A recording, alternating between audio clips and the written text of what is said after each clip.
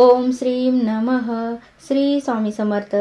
मार्गशीर्ष महिन्यातील गुरुवारचे महत्त्व काय आहे तेच आज आपण या व्हिडिओमध्ये पाहणार आहोत. श्री महालक्ष्मीची कृपा आपल्याला लाभावी. मार्गशीर्ष महिन्यातील गुरुवारचे उपवास केल्याने घरात धनधान्य आणि लक्ष्मीची कायम भरभराट राहते.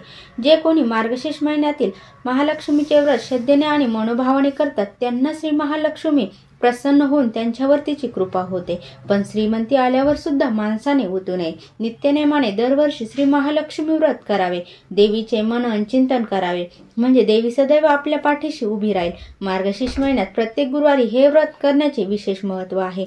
मार्गशीर्ष महिन्यात देवी महालक्ष्मी आणि भगवान विष्णूंची पूजा करणं खूप शुभ मानलं जातं. या महिन्यात प्रत्येक गुरुवारी उपवास केला जातो. ऐश्वर्य आणि समृद्धीची देवी महालक्ष्मीची पूजा केली जाते.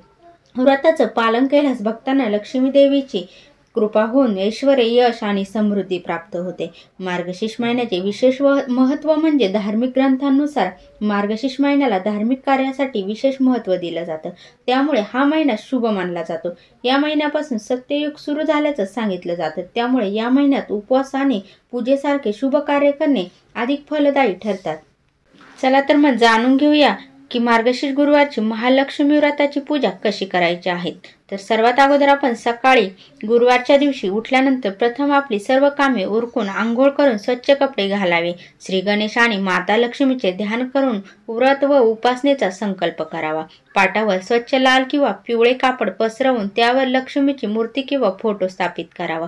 कलशात पाणी भरून त्यात सुपारी, दुर्वा, अक्षदा आणि नाणे टाका. कलशावर विड्याची किंवा आंब्याची पाने ठेवून त्यावर नारळ ठेवा. त्यानंतर पाटावर थोडेसे तांदळाचे स्वास्तिक काढून त्यावरती कलश ठेवा. हळदी कुंकू आणि फुले अर्पण करून कलशाची पूजा करायची आहे. महालक्ष्मी व्रताचे पुस्तक कलशाच्या एका बाजूला ठेवावे आणि देवीच्या मूर्तीला किंवा फोटोला हळद कुंकू लावावे. फुले अर्पण करावी. प्रसाद म्हणून फळे, मिठाई अर्पण करा किंवा खडी साखर ठेवा. मनोभावाने पूजा करावी. पूजा झाल्यानंतर महालक्ष्मी व्रताची कथा वाचावी किंवा ऐकावी. लक्ष्मी देवीच्या मंत्राचा जप करावा. कथा संपल्यानंतर देवी लक्ष्मीची आरती करून घरातील सर्वांनी प्रसाद घ्यावा.